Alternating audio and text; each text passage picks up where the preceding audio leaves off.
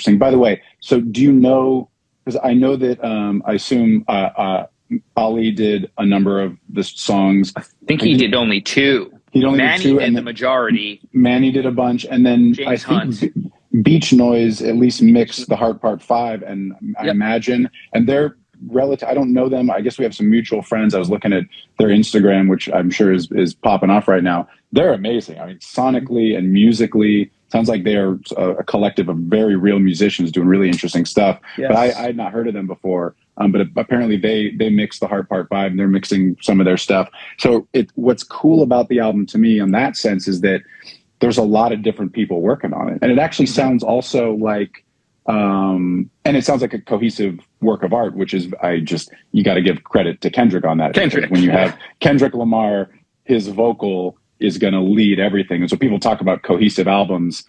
I feel like the vocal is going to be everything, especially, a lot of times you're thinking about albums with lots of different producers from the pop sense, but from the hip hop sense as well. And this album is so diverse sonically, where there's piano and strings really leading songs, and then there's organic instruments, and then there's like straight up trap stuff, and then there's like kind of future 808 synth with some snaps, and it's really it's a whole spectrum, and yet feels cohesive. And one of the things that I found really interesting is on repeat listens, there are a few songs where you can tell the Kendrick's rapping vocals were recorded at different times, and some of them sound like they were either either not pitched, but maybe stretched a little bit, or maybe pulled in from different sessions, or maybe recorded on an iPhone or something. But the engineer did a great job at making it not feel like, you can do that thing where you record in a bunch of different microphones for deliberate sonic differences, but it didn't sound like that was the intent. And yet they made it cohesive enough. Like I can't remember which song it is, but there's a song where the whole vocal sounds the same.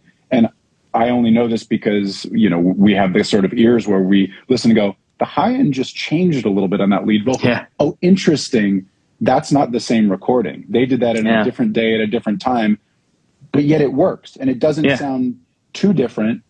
And maybe it's very interesting. It definitely doesn't feel like a guy went into a studio for a couple of weeks with the same team and made stuff, and yet it feels very cohesive. There's like I said earlier, there's a couple questions about making cohesive albums, and boy, does this sound cohesive, and yet it does not sound like one sonic through line. It's very interesting. I heard a rumor. I believe that the source that on Family Ties, he recorded, and he probably does this for a lot, and we talked about this on a couple of episodes because I'm so into the two mic thing.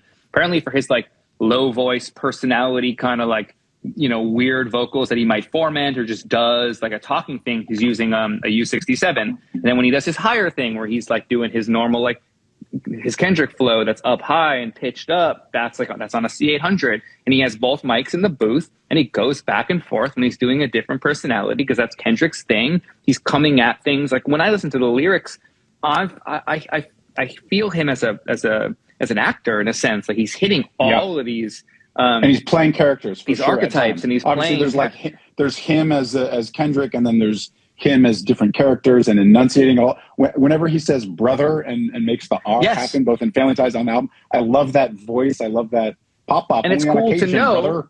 Whether that's him, whether it's his choice or the engineering choice that has convinced him to do that.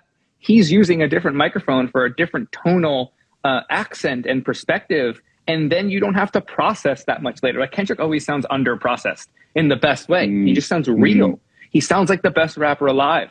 He doesn't sound overhyped. I never hear a Kendrick album where I'm like, that's like the greatest vocal sound because of all the EQ that, like what? No one cares. It just sounds like Kendrick is in a room. And that's a tribute to Matt Schaefer. Great engineer. Been with Kendrick for a long time. That's his main engineer for? Yeah. I don't know Matt. The guy. And Maddie's been doing it for so long, and there's trust. And I don't know who made the call, to do the multiple mic thing, but it makes so much sense. This is a different personality. Why are we capturing on the same thing? That's why I get in on the background vocal thing. Why are you recording on the same mic when it's supposed to be a different character? If you want a bunch of the same character, who are you? I mean, what? That's not how music was made. Like, I don't understand that perspective. So I love learning that the greatest artists are still doing the tricks that made every bit stand out, right? You listen to Beach Noise and their production and their layering and their arrangement. The songs that they're on musically are arranged like some of the greatest records, just manipulated in some weird way. Like, we're going to reverse and mush this thing and slow the attack on this sound so you can't quite grasp what the actual sound source was. Like that first record, when the orchestra just starts like spreading around and swirling. Yeah, like, it's panned in strange ways, and it totally. That is not normal, and that has never been done before, right? Like, it's been done, that effect has been done, but not in that way, and it's mind-bending. And I don't want to know how they did it. Like we talked about once, like I want to know what Dale does on a master. Like, why not? I don't want to know how Beach Noise makes their stuff. See, I want to hire Beach Noise. I want to do all of it. Yeah.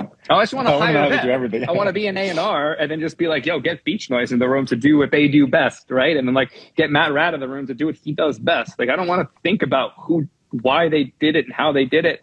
It's just like, they're the shit right now for whatever that is. And they've probably been doing that and harnessing that for a long time, and it made the main stage, last week. I got to say, I think if everyone can't tell, we're very big fans of Kendrick Lamar and this album. It's a great album, and it's got lots of layers, and it's fantastic. Thanks for watching. Just a reminder, all of this content is free. There's no secret knowledge here. There's no Patreon. We don't read ads. We don't have sponsors. We're just trying to build a knowledge base. All that we ask in return is that you share it with somebody. Thanks so much.